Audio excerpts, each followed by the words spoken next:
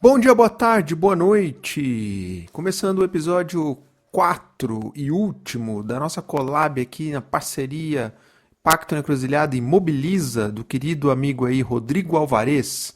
E esse episódio tem o título de Cultura de Captação, o que é e por que ela muda tudo. Bom, como você já sabe, nessa collab o nosso foco tem sido aí em torno do tema da captação de recursos e conexões várias que esse tema tem. E nesse último episódio a gente refletiu sobre a ideia da cultura de captação, um debate que ainda é novo, mas que vem ganhando espaço no setor. Afinal, não basta acreditar que apenas o ou a captadora de recursos vai resolver essa parada sozinho. Se a organização como um todo não estiver preparada para colaborar nessa frente, a estratégia de captação de recursos muito provavelmente vai fracassar ou vai ficar muito mais desafiadora. Daí a ideia da cultura de captação, escuta aí para você entender bem. E nesse episódio a gente contou com a participação especial da querida Daiane França, com o áudio aí que ela também traz a sua compreensão sobre essa discussão. Valeu demais, Daiane. E claro, eu preciso agradecer as pessoas iluminadas que mantêm esse podcast de pé e saiba que você também pode se juntar a essa comunidade, passa lá no Apoia-se e veja como é fácil colaborar. Valeu demais, pessoal. Então é isso. Fechando aqui mais uma collab do canal e claro, eu agradeço demais aí ao Rodrigo e a Mobiliza pela parceria e claro, todo mundo que passou por aqui ao longo desses 4 episódios da collab, muito obrigado. Então é isso, sem mais delongas, partiu pro episódio.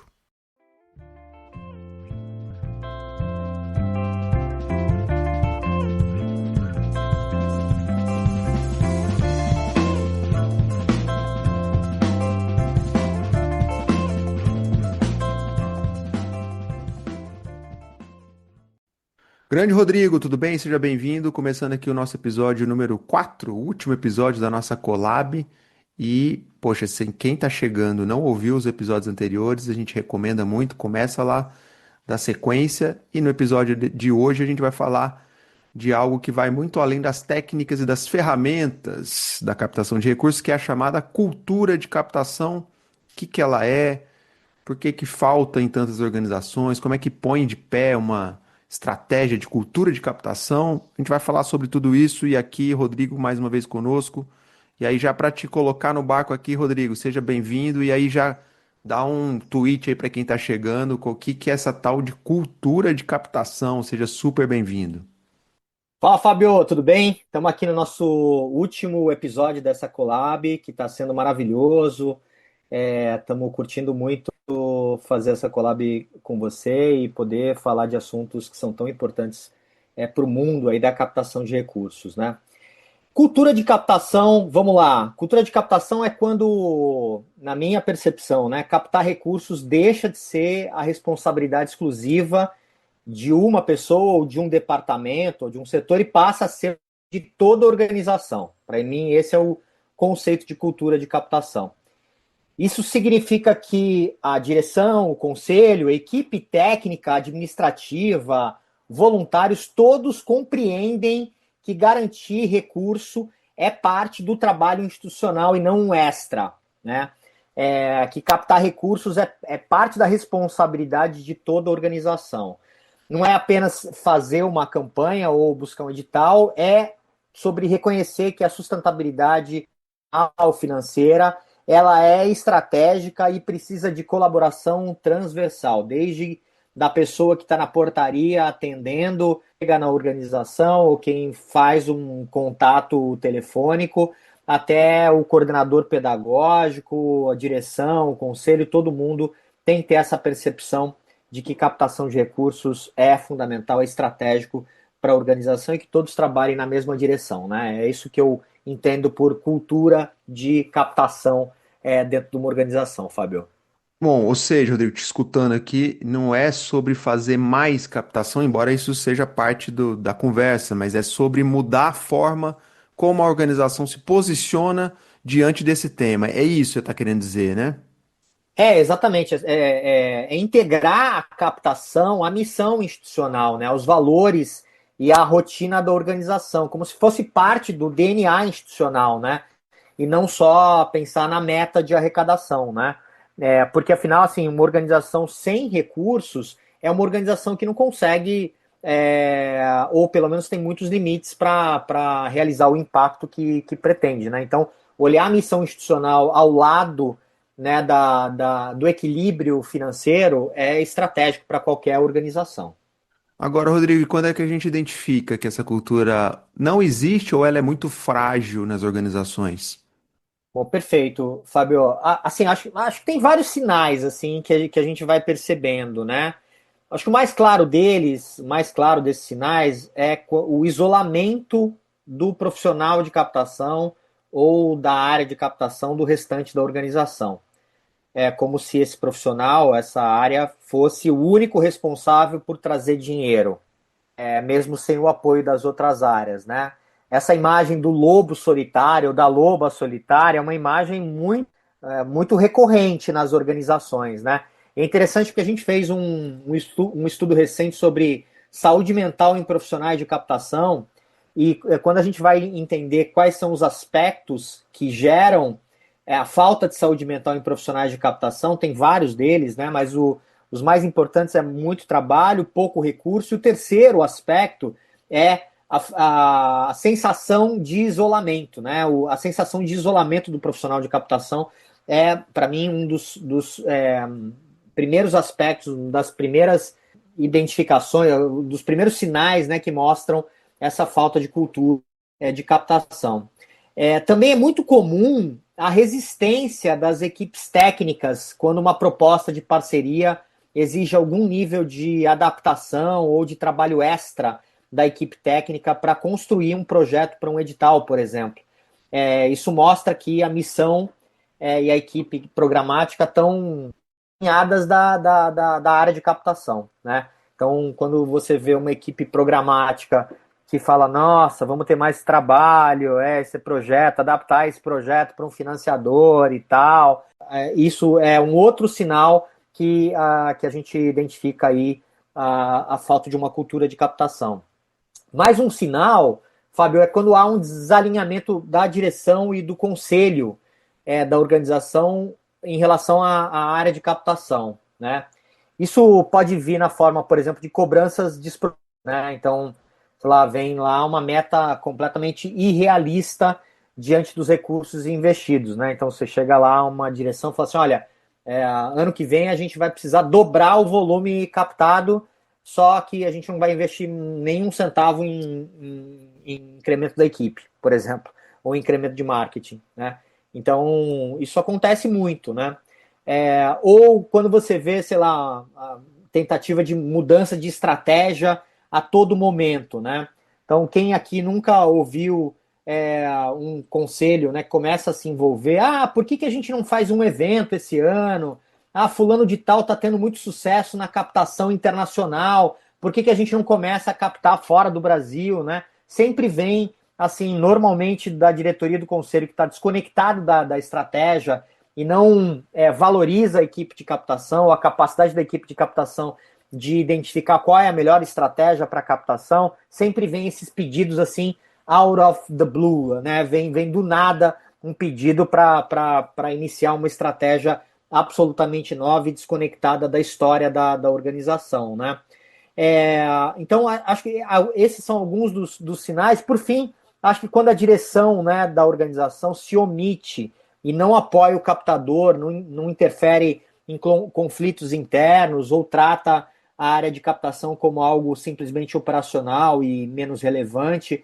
Então, esses são alguns dos sinais aí que demonstram a falta de uma cultura de captação. Isso tudo vai criando problemas, né, para a organização, né?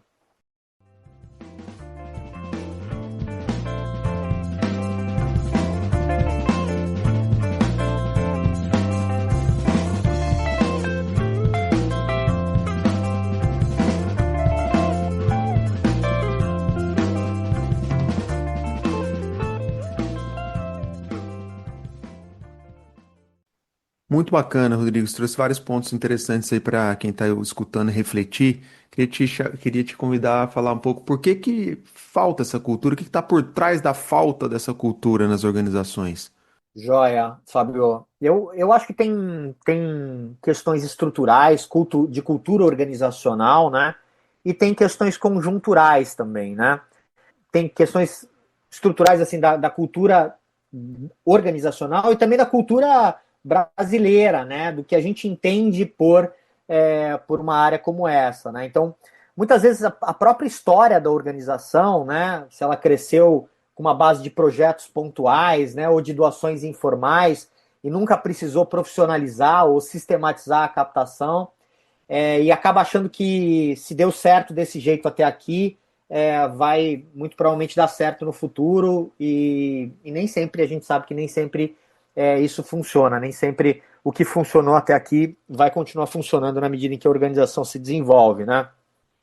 Outra razão que eu enxergo, Fábio, é um pouco da resistência ao tema do dinheiro, né? Principalmente no terceiro setor, que é um setor, né, enfim, que valoriza o impacto social, o trabalho social, né? A gente se orgulha de ser o setor sem fins lucrativos, né? E de achar que o dinheiro muitas vezes pode ser, enfim, ser ruim, né, para a causa da organização. Então, acho que existe ainda uma crença de que captar recursos pode comprometer a pureza da missão, né? Ou vender a nossa alma para o financiador. Eu acho que todas essas preocupações são legítimas, mas não podem chegar ao ponto da gente, enfim, olhar para o dinheiro e achar que o dinheiro é sujo, né? É, enfim, eu acho que esse é um ponto que também pode estar por trás dessa falta de cultura de captação, né? O terceiro fator é a falta de preparo das lideranças mesmo, né? Assim, às vezes organizações têm líderes que não puxam esse processo, que não tem um olhar para a questão, né, do financeiro, né, da sustentabilidade financeira, e aí quando a liderança, de fato, isso contamina a organização como um todo, né? Agora, Rodrigo, você trouxe três fatores, puto, com os quais eu concordo totalmente aqui. Eu queria te ouvir quais as consequências que esses três fatores trazem para a vida da organização. Como é que você vê isso? Fábio, assim, o resultado em geral é sempre o mesmo, né? Perda de oportunidades, uma frustração interna e o risco institucional, no final das contas, de você não conseguir avançar, né? Perder equipe por falta de recursos, acaba o recurso daquele projeto, você não tem uma gordura financeira, não consegue manter a equipe, aí você perde equipe, tem que recontratar a equipe, com uma equipe menos preparada, você tem menos impacto no final das contas, né? Então, falta de recursos acaba redundando em menos impacto, né? Não tem outra alternativa, né? Quando a captação não funciona por dentro, né, na cultura, ela trava por fora, né? Isso no limite pode comprometer a própria continuidade da organização, né? Então, infelizmente. Agora, Rodrigo, você trouxe um quadro, um diagnóstico, né, um pouco conceito da cultura de captação, que eu acho que está muito claro para quem está ouvindo a gente, mas a pergunta que muita gente deve estar se fazendo é, tá bom, mas como é que eu construo isso ou aprimoro isso para dentro da minha organização? Queria que você trouxesse aí dicas, insights nessa direção. Olha, assim, a gente não tem uma bala de prata, né? Uma única coisa que pode ser feito, mas eu acho que tem alguns caminhos que a gente pode trazer aqui como possibilidades. Primeiro, é o envolvimento direto da liderança e do conselho como, entre aspas, patrocinadores dessa cultura, né? Que eles consigam se envolver, discutir, se aprofundar um pouco mais e ter respeito e confiança na equipe de captação. Segundo a pensar nessa coisa de você derrubar as paredes internas na organização, né? Construir uma transversalidade real, né? E nesse sentido, eu acho que o profissional de captação precisa estar próximo das áreas, participar dos planejamentos, entender as dores das áreas, sim, né? E os desafios de cada uma das equipes, né? O profissional de captação tem que ser alguém que fuça muito, né? Que conhece a organização por dentro e não trabalha ali dentro da sua sala, isolado do resto da organização, né? A terceira coisa é você construir momentos de capacitação interna, né, Fábio? a capacitação constante assim sobre o que é a área de captação, quais são as estratégias que a área tem, falar um pouco mais sobre as técnicas de captação para o restante da equipe, estimular esse diálogo intersetorial entre os setores de cada organização, né? E principalmente os doadores como parceiros estratégicos, né? Isso precisa ser um valor institucional, né? Os doadores precisam ser reconhecidos como parceiros estratégicos de fato e não como um problema para a organização, né? Eu Pô, acho que é um bacana, pouco você por aí. trouxe. O que você acha, Fabio?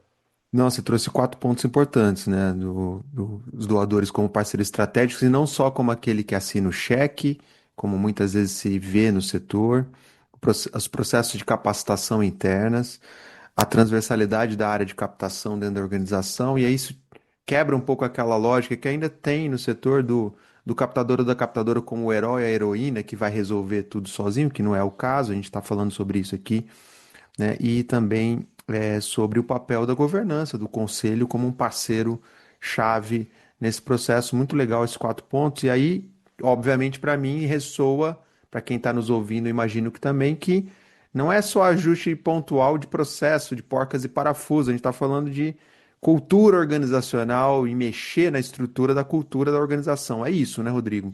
Exatamente, é isso mesmo. É um trabalho de médio e longo prazo, mas que começa com uma mudança de postura, né, ou de cultura. O primeiro passo é parar de ver definitivamente a captação de recursos como um problema do captador de recursos ou como do profissional de captação de recursos e parar de pensar de que a captação de recursos é o mal necessário, né, ou que em algum lugar tem um consultor ou tem um captador que vai resolver esse problema para a gente não vai ter que se misturar, né, com esse ponto. A gente quer mais implementar os nossos projetos, realizar a nossa missão, né? Eu acho que essa visão é uma visão muito ingênua do que é o trabalho social, né?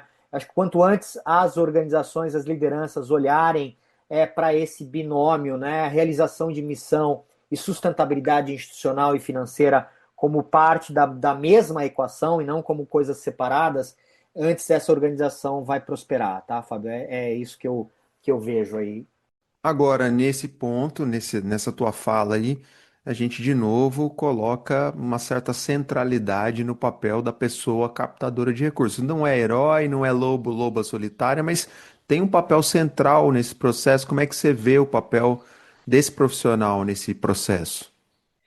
Sem dúvida, né? Eu acho que tem um papel importante da diretoria, do conselho, né? Como patrocinadores, entre aspas, aí dessa cultura, mas o profissional de captação, a área de captação, tem que ser um agente dessa cultura, né? Tem que ser um disseminador, né? Um polinizador dessa cultura, né? Ele não só busca recursos, mas ele provoca o diálogo, educa a equipe, ele constrói pontes, ele ou ela, né? Constroem pontes entre as áreas, entre a missão organizacional e a sustentabilidade financeira, né? Ele precisa desenvolver essas habilidades políticas, né, de empatia, de comunicação interna, né? E claro, ele precisa ser valorizado ou valorizada como um profissional estratégico, não só como executor de metas ou como alguém que vai ser responsável por trazer a grana, né? Tem que ser olhado como um profissional, uma área estratégica dentro da organização. É mais ou menos por aí, Fábio.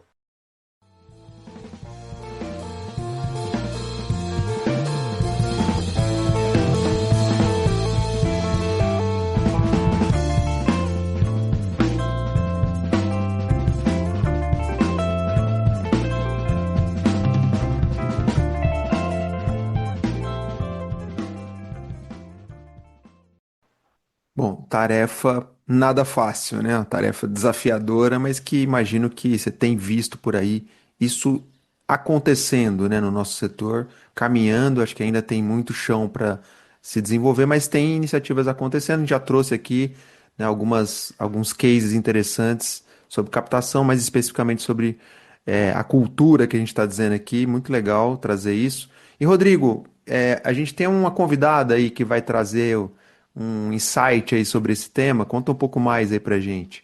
Sim, eu acho que o assunto tem sido cada vez mais tratado, tá, Fábio? Eu mesmo vou, a minha palestra no Festival BCR, não sei quando você vai estar ouvindo esse episódio aqui, mas o Festival da BCR vai acontecer agora dias 16 e 17 de junho. A minha palestra no Festival BCR é sobre cultura, né? Eu vou falar sobre esse assunto. Eu vejo cada vez mais consultores falando sobre esse assunto. Recentemente eu vi a Daiane França, da Mais Impacto, falando sobre esse assunto. Achei interessante convidar ela para dar o depoimento dela. Então, Daiane, se apresenta aí, fala um pouquinho sobre a sua percepção em relação à cultura de captação. Vamos lá, vamos ouvir a Daiane.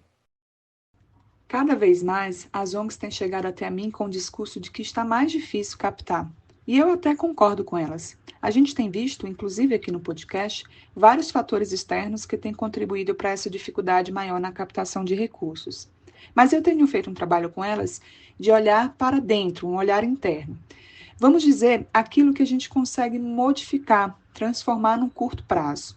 E é isso que eu estou chamando de cultura de captação, de modificar a cultura de captação.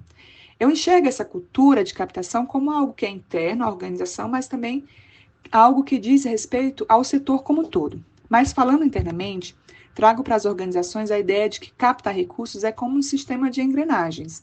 A gente precisa entender que ali existem coroas, dentes e outras partes dessa engrenagem, e a gente precisa entender como que elas se articulam entre si, para que, de fato, a magia aconteça, né? Ou seja, a captação aconteça, que inclusive de mágico não tem nada, né? Estamos falando aí de uma cultura que também envolve planejamento, colaboração, experimentação. E dentro dessa experimentação, essa cultura de experimentação, eu destaco a importância de mudar, de experimentar mesmo novas formas de pedir, olhar, analisar como a gente está pedindo, como a gente está se relacionando com quem pode doar. Estamos vivendo uma mudança de era, de comportamento. As inteligências artificiais, por exemplo, têm transformado profundamente a cultura da internet, a forma como ela funciona, como nos comunicamos nela e a partir dela, né? Tenho acompanhado bastante os conteúdos de uma escritora e filantropa chamada Lisa Green, e ela chama atenção justamente para isso, para o jeito como estamos pedindo. Muitas vezes o pedido é distante, invasivo, ou seja, não gera vínculo. A gente lê e escuta bastante sobre isso, né? E isso nos obriga a repensar. Será que estamos realmente convidando as pessoas a se engajar com as causas? Ou estamos apenas repetindo formatos que já não cabem mais, já não fazem mais sentido, né? Não condizem com o momento que nós estamos vivendo. E é essa mudança, né? Essa consciência que a gente precisa trazer para dentro das nossas organizações e para o nosso setor, para o nosso campo, a fim, né, de gerar essas transformações que são mais profundas e vão trazer a tão falada, a desejada sustentabilidade financeira para as organizações da sociedade civil.